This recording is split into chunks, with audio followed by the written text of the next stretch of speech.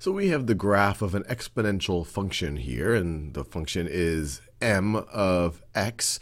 And what I want to do is figure out what is m of 6 going to be equal to. And like always, pause the video and see if you can work it out. Well, as I mentioned, this is an exponential function. So m is going to take the form, let me write it this way, m of x is going to take the form a times r to the x power, where a is our initial value and r is our common ratio. Well, the initial value is pretty straightforward. It's just going to be what m of 0 is. So a is going to be equal to m of 0. And we can just look at this graph. When x is equal to 0, the function is equal to 9. So it's equal to 9. And now we need to figure out our common ratio. So let me set up a little bit of a table here just to help us with this. So let me draw some straight lines. And so this is x and m of x. We already know that when x is 0, m of x is equal to 9. We also know when x is, when x is 1, m of x is 3. m of x is 3.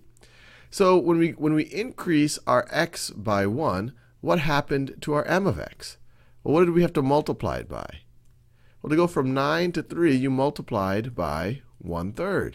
So that's going to be our common ratio. And in fact, if we wanted to care what m of 2 is going to be, we would multiply by 1/3 again. And m of 2 should be equal to 1. And we see that right over here. M of 2 is indeed equal to 1.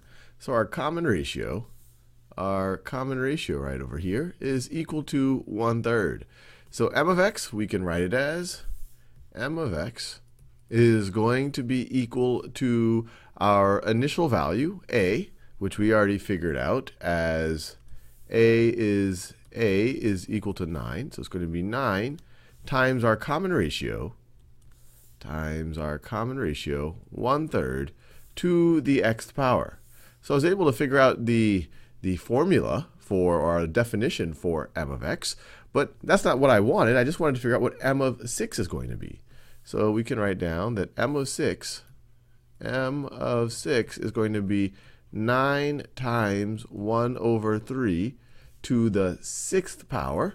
Let's see, that is going to be equal to, that's the same thing as 9 times, well, 1 to the 6th is just 1. And so it's going to be 1 to the 6th, which is just 1/3 to the 6th power. Now, what is 3 to the 6th power? In fact, I could even simplify this a little bit more. I could recognize that 9 is 3 squared. So I could say this is going to be 3 squared over 3 to the 6th. 3 squared over 3 to the 6th.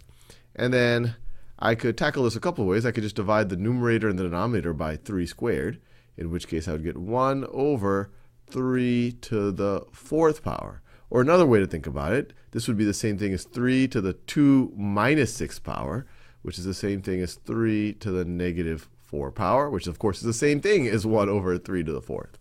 So what's 3 to the 4th? So 3 squared is 9, 3 to the 3rd is 27, 3 to the 4th is 81.